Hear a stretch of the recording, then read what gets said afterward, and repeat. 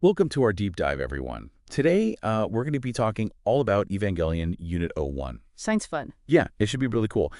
You shared a video essay with me that really digs into the lore surrounding Unit-01. We're going to use that as a jumping off point today. We're going to try to answer the question, why is Unit-01 so unique? Okay. And one of the biggest things that makes Unit-01 unique, one of the first things that kind of jumps out at you when you're looking into this, is that it wasn't actually made using Adam like all of the other Evangelions. Right. If you're familiar with the show, then you probably know that almost all the Evas are made using Adam, or at least Adam's DNA. But Unit-01 is different. It's kind of an anomaly. And to understand why, I think it's useful to kind of back up and understand the whole origin story of Adam and Lilith and how they play into this whole thing. Right. For people who maybe need a little refresher on Evangelion, it's this really iconic anime series. One of the most famous. Yeah, absolutely. And it's set in this post-apocalyptic world where giant bio-machines called Evas have to fight these otherworldly beings called angels. And, at first glance, it just seems like your typical giant robot anime. But it's really not. There's a lot going on beneath the surface. Yeah, there's a lot of really complex themes. Yeah. About humanity and identity and, our place in the universe. It gets very philosophical very quickly. Yeah, for sure. So the essay that we're going to be using as a jumping off point today dives into the origins of Adam and Lilith, right? And it calls them seeds of life, which were sent to Earth by an ancient alien race. And it sounds almost biblical when you put it that way, right? Yeah, I mean, there's definitely a lot of religious and mythological symbolism throughout Evangelion, and the seeds of life are a big part of that. You can almost think about them as these incredibly powerful entities, right? Capable of seeding a planet with life. And they even come equipped with these things called lances of Longinus, which are basically fail-safe mechanisms that can neutralize the seed if something goes wrong. I see. And of course, something goes wrong, because in this case, Earth gets both Adam and Lilith, which breaks the rule of one seed per planet. Talk about bad luck. Yeah, and actually, Lilith impacts first. Oh, really? I always thought Adam was first. Nope. Lilith impacts first, and her impact creates what will eventually become Japan, and then Adam lands later in Antarctica. And here's where it gets interesting. When Adam lands, his lance activates. Oh, wow. And basically puts him in stasis, so he's unable to start the whole life creation process. But Lilith's lance was lost during impact, so she's free to do her thing, which involves bleeding everywhere. Okay, that's kind of gross. It's a little bit gruesome. But that blood, which they call LCL, is what actually becomes the primordial soup for all life on Earth. That's why we're classified as Lilith-based life forms, not Adam-based. Wow. So all life on Earth came from this, primordial soup of angel blood. That's right. I never knew that. It seems like such a small detail, but it's actually really important, huh?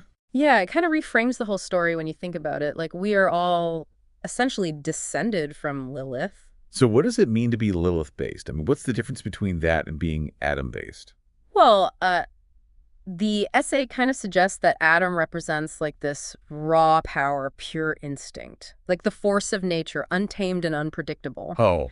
Whereas Lilith represents sentience, intelligence, the ability to create and destroy. She's more of a thinking being. I see. So it's kind of we inherited Lilith's gifts, for better or for worse. Right. And Adam's just kind of chilling out in Antarctica, right? Well, not exactly. He's got some kids of his own running around causing problems, doesn't he? Yeah, you're talking about the angels. Yeah. The angels are all descended from Adam, and they inherit a lot of his power, including something called the Fruit of Life, which is also known as the S2 engine. And it's basically a limitless source of energy. That's what makes them so tough to beat. So we basically have this cosmic battle between Adam and his angels and Lilith and her humans. That's a pretty good way to put it. And that's where the Evas come in. Right. The Evas are weapons designed to fight the angels, and most of them, as we said, are made using Adam's DNA so that they can fight fire with fire, so to speak. Right. But of course, Unit-01 is the exception. So why make Unit-01 from Lilith?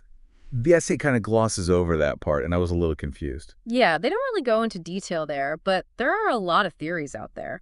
It's possible that NRV, the organization behind the Evas, realized that they needed something more than just an atom-based weapon. They needed something that could tap into those unique qualities that Lilith had. Like a connection to humanity's soul, maybe? Exactly. And that's where Yu Yukari comes into play. She's Shinji's mom, and she was one of the lead scientists working on Unit-01. And she had her own ideas about what the Evas could be used for. Specifically, she was interested in triggering something called human instrumentality. Instrumentality. Yeah, it's basically like this forced evolution of humanity. Oh, wow. Where everyone is merged into a single consciousness within Lilith. Okay, so she's playing with some pretty heady stuff here. What was her goal with all of this? Well, she believed that instrumentality was the only way to create a perfect world for her son. Oh, A world without pain, suffering, or conflict. that's so sweet, but also kind of messed up at the same time. Like, Oh, yeah. I get where she's coming from, but forcing everyone to merge into one being doesn't sound ideal. Right. It's kind of a dystopian idea when you think about it, but from her perspective, it was an act of love, a way to protect humanity from itself. I guess I could see that.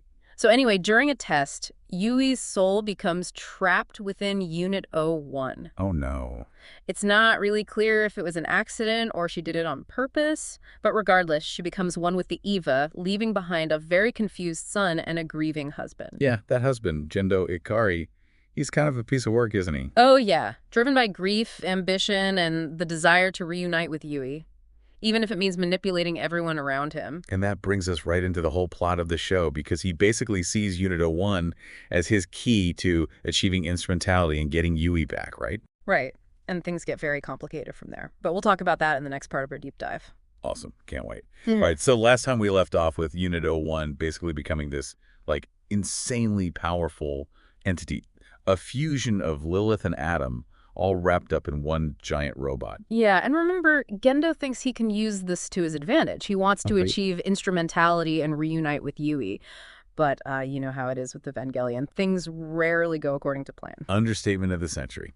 So Gendo thinks he's got everything he needs, right? He's got Unit-01 with Yui's soul inside. He's got Adam's embryo. And he's got Rei, who we know is a clone of Lilith. But then Rei kind of throws a wrench in his plans. And I mean that literally. Yeah, Rei's role in all of this is fascinating because she's more than just a clone. She's a vessel for Lilith's soul. Oh, wow. And when Gendo tries to use her as part of his whole instrumentality scheme, she merges with Lilith, becoming this incredibly powerful being. Hold on, let me get this straight. Gendo's trying to force a cosmic reunion using his wife's soul, which is trapped in a giant robot and a clone who's carrying the essence of all humanity. Pretty much. That's a bold strategy, Cotton. It's ambitious, that's for sure. But what Gendo doesn't account for is Rei's own will. She rejects his control and chooses Shinji instead. You gotta feel for Shinji, right? The poor kid is constantly getting thrown into these crazy situations. Now he's stuck in the middle of this cosmic power struggle between his dad and, well, God, basically. It's tough being a teenager in the world of Evangelion. That's for sure. So what does Shinji do? Does he just say, nope, not doing this instrumentality thing? It's not that simple. Yeah. Remember, instrumentality is about merging everyone into one consciousness. And Shinji, who's dealing with a lot of his own issues, loneliness, isolation. Teenage angst? Yeah, all of that. He initially sees this as a way out, a way to escape the pain of existence. So he's actually down for instrumentality at first. But the essay we read called it dystopian. What's so bad about it? Well, imagine everyone's individual barriers dissolving, right? Like your sense of self, your ego, all that just collapses as you merge into this sea of LCL. On the surface, it sounds kind of nice, maybe even peaceful. But what happens to individual identity, free will? Yeah, it's like everyone loses themselves in this giant cosmic soup. Doesn't sound very appealing when you put it that way. Right. And I don't think Gendo really thought about any of that. He was too focused on getting Yui back. Exactly. And that's the tragedy of his character. He's so blinded by grief and obsession that he loses sight of everything else. He wants to reunite with Yui, but at what cost? Right. And speaking of Yui, do we even know if she wants to be reunited with him? After all these years trapped in Unit-01, does she even feel the same way about him anymore? Good question. And actually, the series answers that pretty directly. Yeah. Yeah. During instrumentality, Yui's soul actually appears before Gendo, and she rejects him. Oh, wow.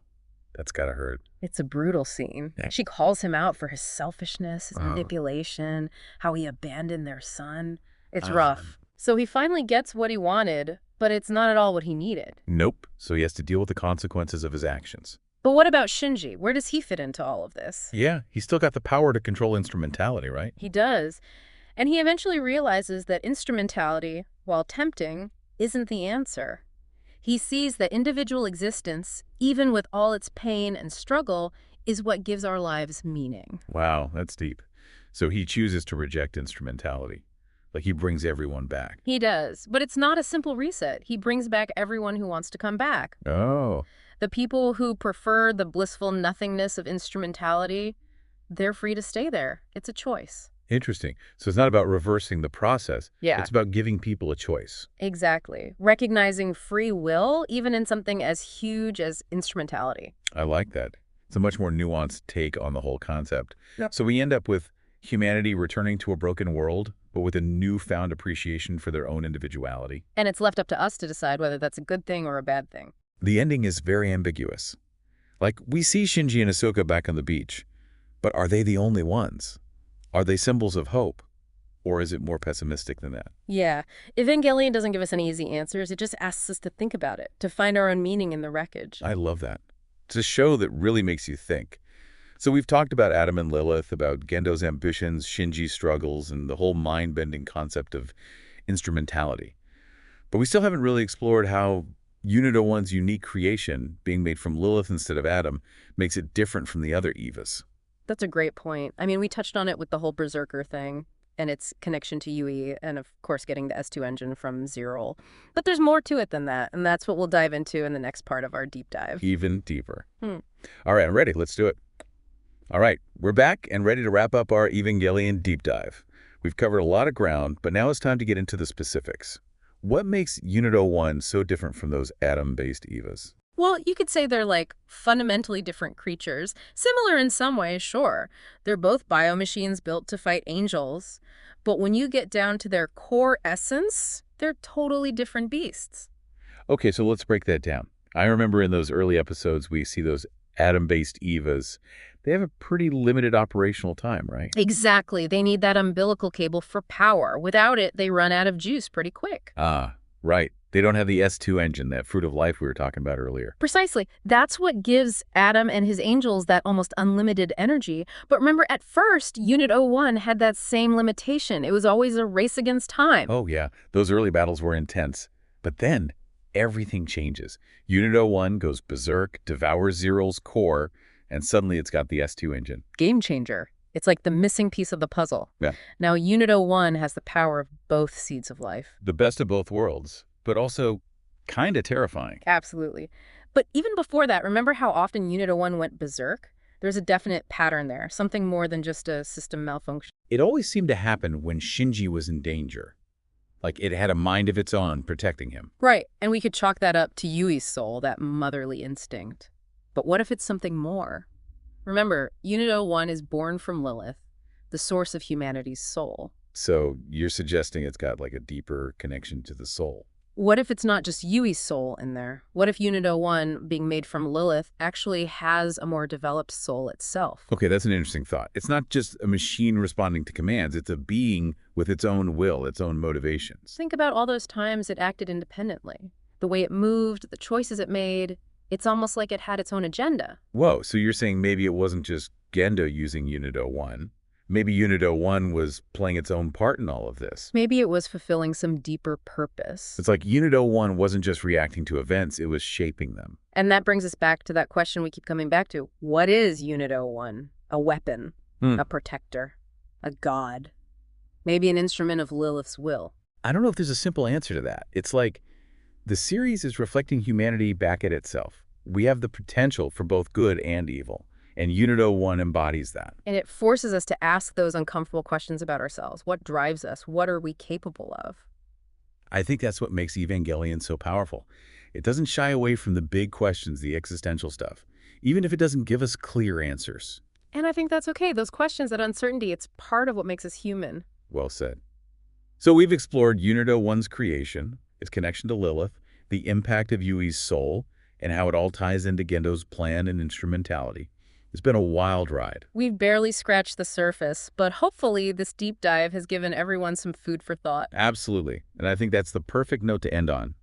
Evangelion, especially Unit-01, is something that keeps people thinking, debating, analyzing, even after all these years. It's a testament to the power of good storytelling that it can spark these kinds of conversations. So to all our listeners out there, we encourage you to keep exploring, keep asking those questions, and keep your minds open. There's always more to uncover, more to understand.